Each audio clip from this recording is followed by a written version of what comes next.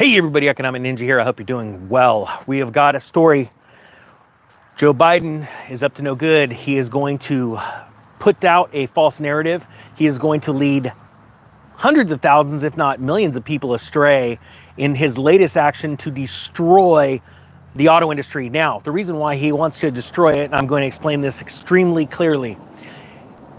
The White House currently and the Democrats need a lot of crises, whichever way you say it, rolling through 2024.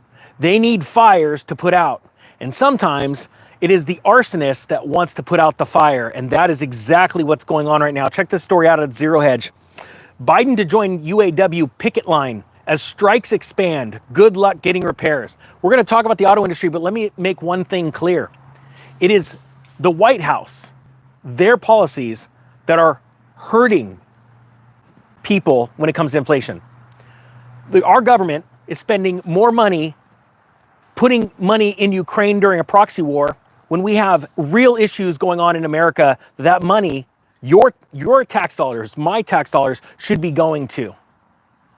Think about how much money has been shipped off to other countries to solve their problems based off of their poor governmental decisions, when in fact we could take that money and do things here, build amazing infrastructure, healthcare, all kinds of amazing things. But yet we're run by a government that wants to start problems so that they can fix them. They actually find problems, not that already existed. They start the problems so that they can buy votes. Now we're going to talk about the auto industry. The auto industry has went through many bailouts throughout history, and they're getting set up for another one. And unions, like I said 6 months ago, are going to start striking like crazy because of unfair wages, right? The wages aren't sticking up with inflation, yet nobody's pointing the fingers to both the government and to the Federal Reserve for causing this inflation in the first place. All right. It says here, in a symbolic photo op gesture to win votes, Biden will head to Michigan for a token visit. He came out and said, this is on his Twitter account. It's his Twitter. Tuesday, I'll go to Michigan to join the picket line and stand in solidarity with the men and women of UAW as they fight for a fair share of the value they helped create. It's time for a win-win agreement that keeps American auto manufacturing thriving with well-paid auto workers. First off, this is going to lead to hundreds, if not thousands, of dealerships closing their doors and claiming bankruptcy. In those bankruptcy filings the next year, as fewer cars are put out on the production line, I want you to understand this. Those bankruptcies, when a borrower is found to not have to pay its creditors, that ripple runs through the debt markets, and it causes debt to expand, to get worse, lending to get tighter. It's going to be harder for you to get a loan. Put aside the price of cars right now or the availability of new cars. If you're not preparing for this apocalypse when it comes to the auto market, you're going to be bummed, because as it gets tight and there's a few fools that rush in going, I better buy a car because I'm never going to have one. Everything reverts back to its mean, and cars will be made again. And there will be so many cars, it will be insane. But when the president sits there and goes, you know what, I'm going to go stand in solidarity. Yeah, you fight for more money that's not there, quite frankly. What it's doing is it's emboldening other unions to do the same thing. And we're about to have walkouts on a scale, I believe, by the first month or second month of 2024 that will blow your mind. We will have large-scale walkouts and strikes in the grocery industry. We will have it keep doing it in the auto industry. Pick an industry below that you think, and put it down in the comments, that you think is ripe for a walkout. And you are going to see supply chain disruption and chaos in 2024 on a level that you've never seen. Well, what does that do? It brings opportunity, but you also have to be prepared for those things. All right, it says here, CNN had some interesting comments on Biden taking sides. Jeremy Surrey, a presidential historian and professor of University of Austin, Texas, said he doesn't believe any president has ever visited a picket line during a strike. Well, of course that hasn't happened. It would only take a fool to be able to do that. Presidents, including Biden, have previously declined to wade into union disputes to avoid the perception of taking sides on issues where the negotiating parties are often engaged in litigation. Yet this time, you have someone that's going to jump on that side of the picket line. It's going to only exacerbate this problem. On September 15th, the day the strike started, Biden said that the automakers should go further to ensure record corporate profits mean record contracts for the UAW.